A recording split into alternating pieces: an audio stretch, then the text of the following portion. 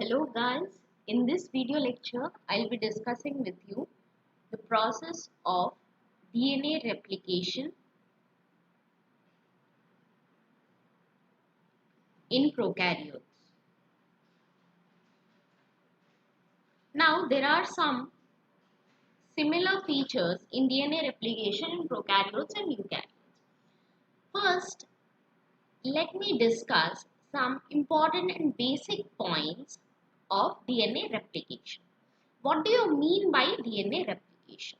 DNA replication is duplication of DNA. And why this duplication of DNA important? This duplication of DNA is important because if the cell goes for cell division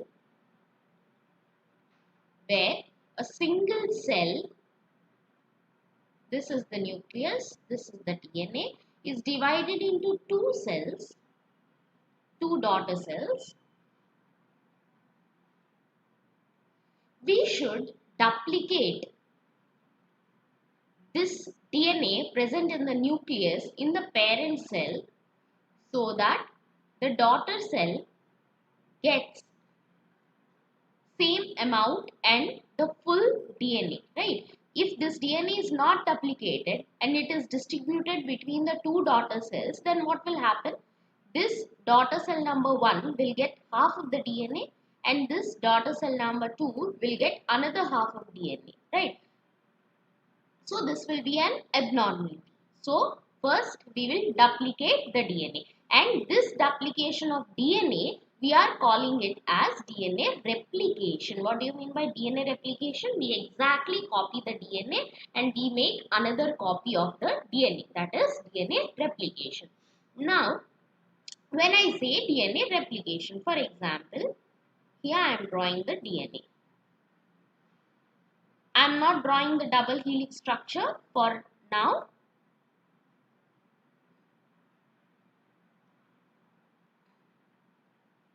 These are the hydrogen bonds and here we will have the nitrogenous bases, right? And also we will write 5 prime to 3 prime and here 3 prime to 5 prime.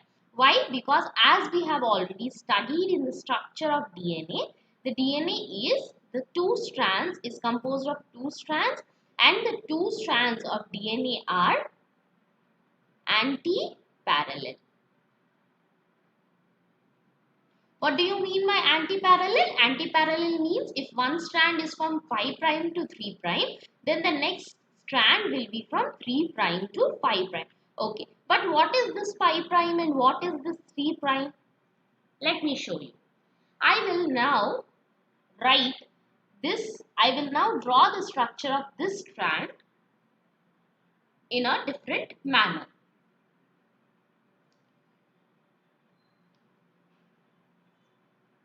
Here I am drawing the sugar.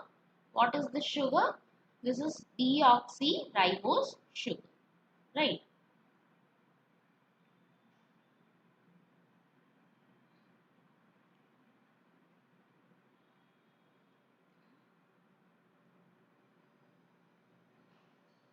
Okay. Then I have the phosphate group.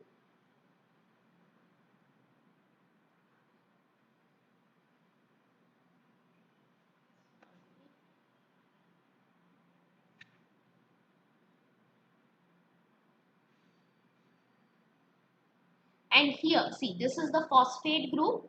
This is the deoxyribose sugar. And here we will have the nitrogenous base, right? Here I am drawing a pyrimidine. And because this is pyrimidine, this will have only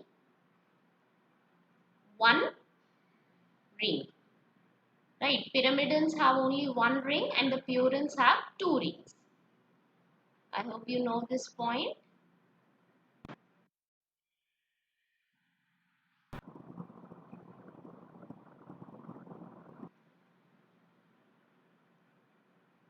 Okay.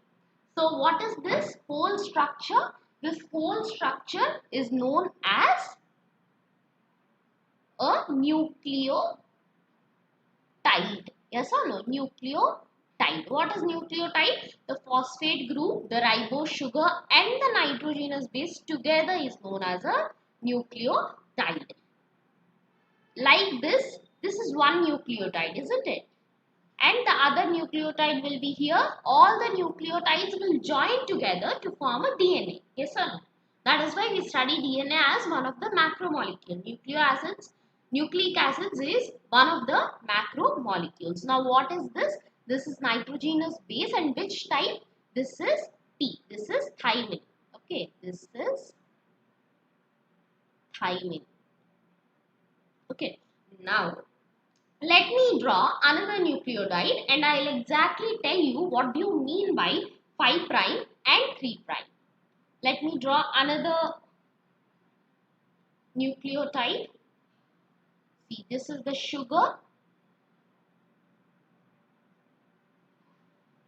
Right, the sugar of the second nucleotide, isn't it? And here again I have to draw a nitrogenous base. Let us draw purine now. Okay. And because it is a purine, it will have 2 rings.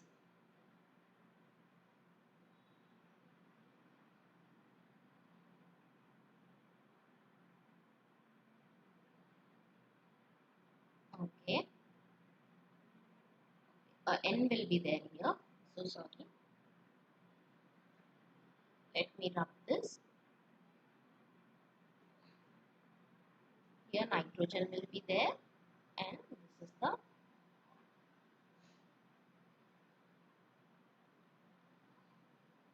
okay. So this is a purine. Why purine? Because you can see 2 fused rings, right? 2 rings are there, and the 2 rings are fused together. And this is, I have drawn the structure of adenine. Because if this is a purine, this can be adenine or this can be guanine. Yes or no? If one ring is there, then it can be thymine or it can be cytosine as well. Right? Now, what else? This is the ribose sugar of the second nucleotide, isn't it? From here, the second nucleotide starts. Right? This is the second nucleotide. Right, this is the ribose sugar of the second nucleotide. This is the nitrogenous base. And what else? We have to draw a phosphate group. Oxygen, oxygen, oxygen, double bond, oxygen. Right, again here you will have the ribose sugar. Right, because the phosphate group attaches the ribose sugar of one nucleotide to the second nucleotide, isn't it?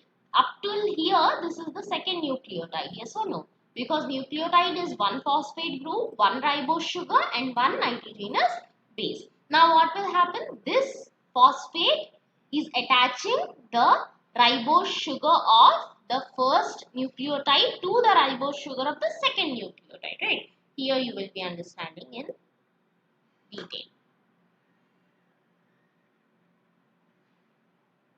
See, this is the phosphate group of the first nucleotide, isn't it? From here to here, this is the first nucleotide. Now, when this is the first nucleotide, this whole structure is the first nucleotide. This is the phosphate group of the first nucleotide. What is it doing? It is attaching the ribose sugar of first nucleotide to the ribose sugar of the second nucleotide. Yes or no? Basically, it is a connecting link. What is the connecting link? The connecting link is the phosphate group and the ribose sugar. That is why we say that ribose sugar and the phosphate group are the backbone. Yes or no? This is the backbone. See, like this it will happen. This is getting attached with this, again this, again this, again this. Like this, it will go on. Now, what do you mean by 5 prime and 3 prime? See, this is the ribose sugar. Now, if I have to name this, okay, see, this is nothing but carbon. A carbon is present here, carbon is present here, here, and here, right? Because in organic chemistry, whenever we draw structures like this, we assume that the vertices of these hexagonal shapes or whatever it is, the vertices will have one carbon, right? So, one carbon is here, here, here, and here, right? So, let's name them. Okay, I hope you know how the organic structures are named, right? This is one, this is the first carbon, this is the second carbon, this is the third carbon, this is the fourth carbon, and this is the fifth carbon, isn't it? Now again, let's name this ribose sugar. Okay, we'll name the ribose sugar in the same manner, right? When we name it 1, 2, 3, 4, and then 5, right? This is the 5 carbon ribose sugar. Now, when you see this, you call these as prime. Okay, this is 5 prime, this is 3 prime. Okay, now what do you mean by 5 prime and 3 prime? See, the phosphate group is attaching the third carbon of the ribose sugar to the fifth carbon of the second ribose sugar, isn't it? Third carbon of the first ribose sugar, can you see this? Right, yes or no? This is the third carbon of the first ribose sugar to the fifth carbon of the second ribose sugar, right? So, we will call this type of orientation as 5 prime to 3 prime, right? 5 prime. Now, whenever we see this strand, we say that this strand is from 5 prime to 3 prime, right? That means we have a free 5 prime end. Okay, this is important. Remember, what is free? The free group that is available is free 5 prime end, right? 3 prime end is not free. What is free? The 5 prime end is free. Now, what do you mean by anti-parallel? If this is one strand, see, we will go from here, right? We will start from here. The strand starts from here and it will go on like this, right? But here there will be another strand, right? So, it will be anti-parallel. What do you mean by this? If the first strand is like this, okay, 5 prime to 3 prime, 5 prime to 3 prime, 5 prime to 3 prime, like this. The other strand will be quite opposite. How? What do you mean by opposite? It means like this. Okay, so this will be 5 prime, 3 prime, 5 prime, 3 prime, right? This is meant by anti-parallel, right? Let's quickly move to the next part of this topic. Okay, till now we have studied that the replication of DNA. Why the replication of DNA is important and what do you mean by 5 prime to 3 prime? Isn't it? Okay. Now, I am drawing 2 strands of DNA. Okay, now you know what do you mean by 5 prime to 3 prime, isn't it? See, we can't draw that complex structure every time, isn't it? We can't draw see, this whole line is composed of phosphate and sugar, right? And these are the nitrogenous bases. Just because we can't draw that complex structure every time, we draw the strands like this. Okay, I have drawn the strands. Now, let's name it. We can't write U in it. Yes or no? Uracil. Why? Because uracil is absent or it is not present in DNA. Right? So, we will write thymine. G, C, G, C, C, A, T. Okay, I am just writing it a random sequence. T, A. This will be complementary. Yes or no? A always pairs with T. G always pairs with C. This is complementary base pairing. Now the complementary base pairing is also over. Now, when you want to copy this DNA, when you want to make an exact another copy of this DNA, this is the DNA, right? You have to make another copy of this exact DNA. Now, what should happen? Both the strands should be copied, isn't it? Both the strands should be copied. Then only you will get both the strands. If only one strand is copied, if only one strand acts as a template, then only one strand will be formed. Yes or no? So, but you want the whole DNA to be copied, isn't it? That is why both the strands act as DNA. So what should you remember in DNA replication? Both DNA strands are copied, right? And for both DNA strands to be copied, you need both DNA strands to act as template,